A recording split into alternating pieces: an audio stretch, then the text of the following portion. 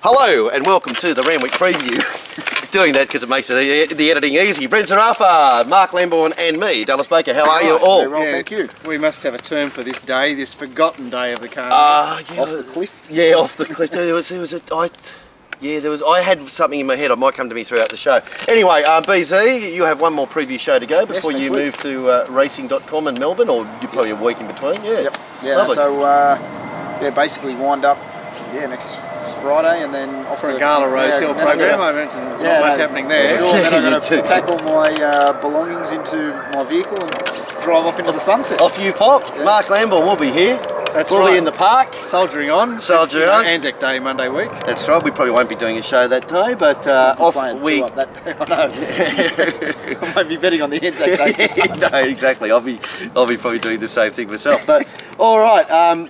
Boys, we have a RWP meeting, similar type, where they're set up into what it has been for the last couple, isn't it, Mark? A little bit of rain. We're only 8 metres last year. Oh, sorry, you're talking about the last couple of weeks. Last couple of weeks as far as the track surface goes, yeah. Unfortunately, there's moisture around in the mornings, which, at RWP, it just seems there always everything's stunted at RWP, isn't it? I think, and also with the races now starting an hour earlier with the daylight saving too, it's just that little bit of edge off the sun and that less hour, because walking the track, I think I made the comment last week, it would be fine if it just had that extra half an hour, then they get into it and they get on it, and it's just a little bit there. But the tracks have been better than what they've been saying. Yes, and not horribly disadvantageous. No. I mean, it hasn't been a mammoth factor. No, so we're saying dead track again, is that what, on the old scale for those who remember it? Murky surface. Lovely, but nothing too bad. As far as the positioning goes now, Brent, last week Ray Murray scolded on Hugh Bowman for having a look at the outside lanes. There's some stats that make Ray Murray wrong and Hugh Bowman right, in my opinion, and from the stats that we've got, which are actual measure the times. If you have a look at the horses that were, and then the reason I'm saying this is because I think we'll end up on the outside fence tomorrow. Well, the outside fence will be the best part anyway. If you have a look at the stats, Sultry Feeling versus the horses that weren't in the fast lane. The fast lane last week was 1 metre off the fence for about another 4 or 5 metres. The horses that weren't in that lane, in that race, were I've Got the Looks, Peace Force, Bring Me the Maid Back on the Fence, and something else that dropped out of it. All the other runners were in the lanes. Gironte, questionable. Gironte definitely for the first 200 metres, last 200 metres it might have got out.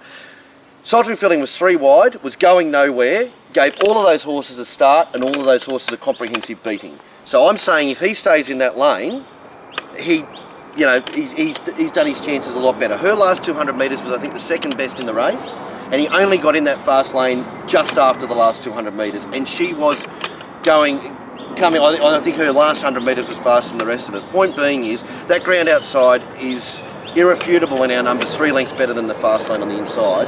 And with the rail out now 9 metres and pretty much capacity fields for that thing, and probably that ground chopped up, which I'm looking forward to having a look straight after this show to see it is.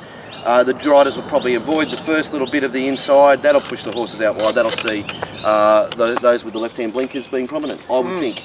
Well, put it this way. My point being is what Hugh Bowman did maximised his horse's chances, and he would have finished further back than he did than what he did there on the numbers that we've been researching sectionally times for 20 years.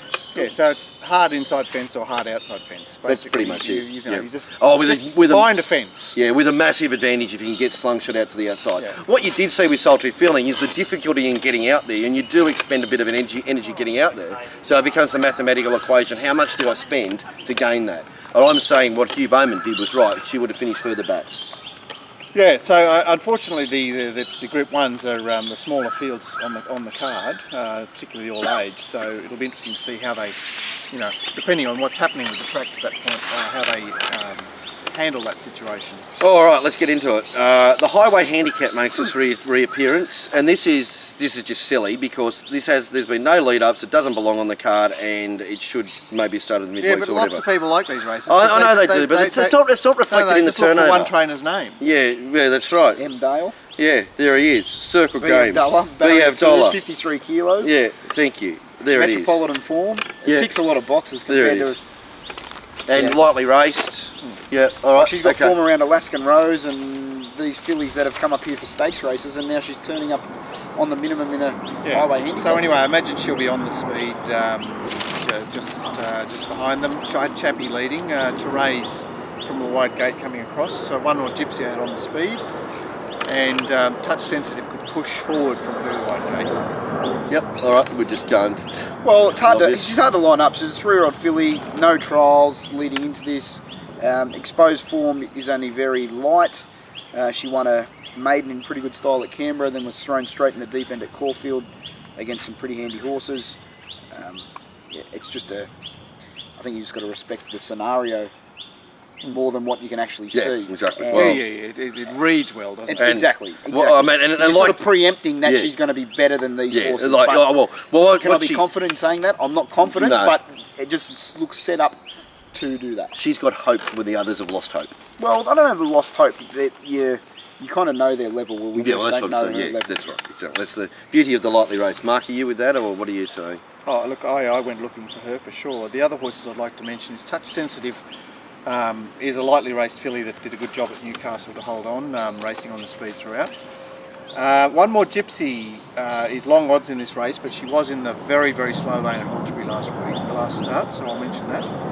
And that'll do me. I thought Knights on Fire had somewhat of a minor hope.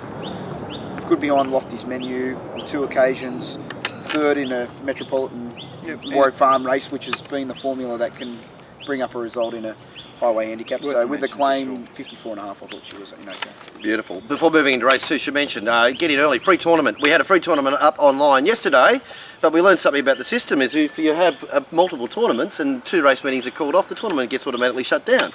Didn't know that, did we? We found out yesterday when nobody could bet on the 3 tournaments because we had Wangaratta and Mackay both called off and they were part of the 3. So anyway, if you haven't tried a tournament, you can get in for free. There's a $400 plus punter show pack up for grabs. Give it a try. It's a great entry level to come into the tournaments. This afternoon's quaddie leagues, wherever the races are today, there's probably 3 or 4 meetings around. Doesn't cost you anything, and have a look and you have a bit of fun. The main thing is it's the training wheels tournament. You know, get in, start getting involved, and we've got the back to the $25,000 minimum pool, I think minimum $12,000 for the winner or something like that. $110 buy-in this week. So back to the little stock standard and away you go. Yeah, it's sort of like flying the simulator, isn't it? It is.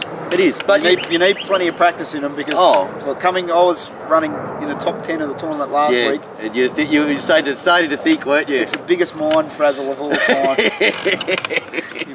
I felt you thinking, and I wasn't even near you. I pushed hard on counter attack. Yes. You get beaten this far, and then I pushed hard to play Sophia Rosa. He comes out and wins. Yeah, which was noted. And then just mentally, I was just. It's just a challenge, isn't it? It's just great. And then I just went. Straight out the back with a complete fat 0. Yeah. Well, what? So you were 4 putting and. Pardon? You were but I was there, like. Yeah, you're there. Like there to be real competitive. Counter attack wins. You're right in the game. Probably would have went straight to the front. Yeah, And then, hard to beat from there, but anyway. Well, there's so many different ways, and it's just great fun playing them.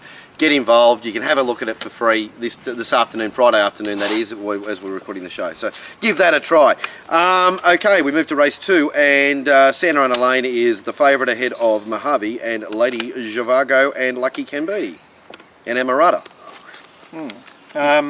So the Mojave's fresh with his blinkers back on. He can be expected to be in the van. Press Report and Lady Zhivago have got middle draws and they press on.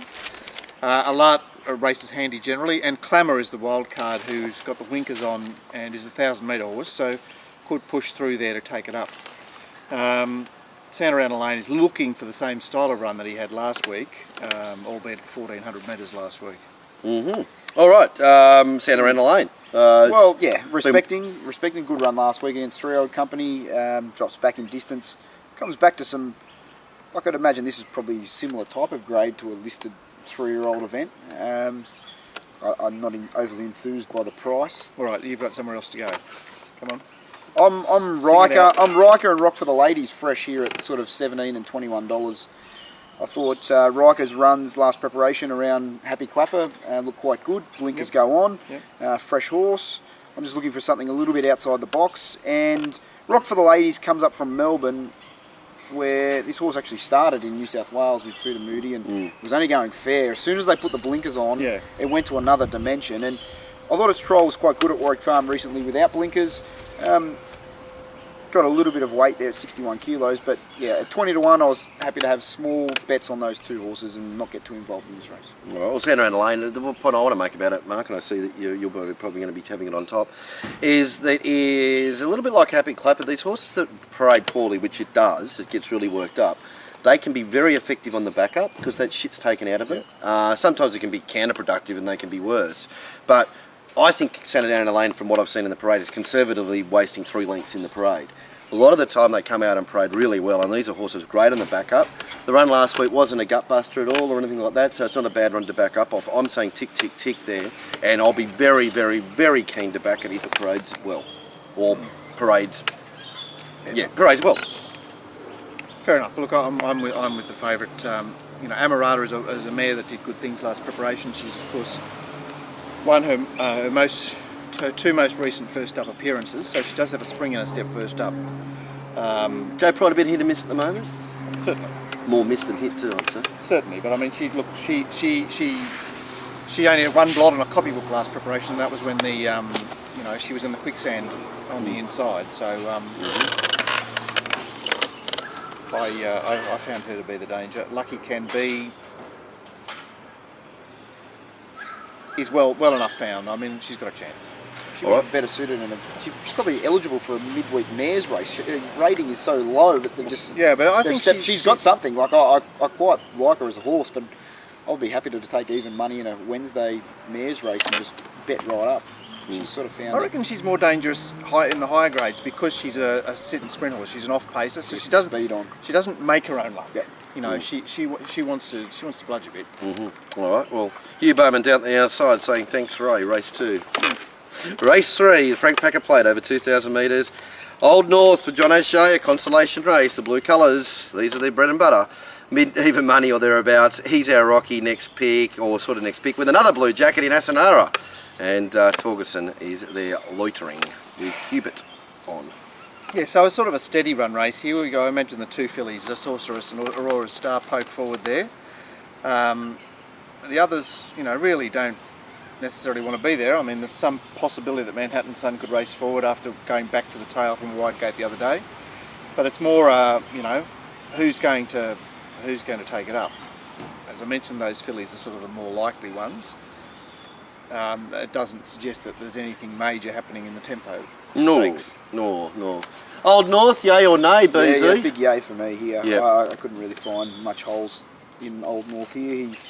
I think not going to the Derby was perfect for this horse. He doesn't appear to be a mile and a half type. He seems to be quite a bit more brilliant than that. Yeah. And I think keeping a little bit fresh on the 3 weeks leading into the 2,000 metres, we'll see him stalk, get to the outside, and be too strong for them. Only possible, I think, is the stablemate Asanara, who can finally settle a little bit closer from an improved barrier, because the last couple she's been forced to go back and look for cover. I think she needs to be switched off early when she should be able to do that from barrier 5. He's our Rocky. I had something on to win the Carbine Club. I think you made the point that his form line wasn't too different to the Carbine Club of who started shorter in the market there. Oh, Jesus. Yeah, I'm just trying. Was it Data Point?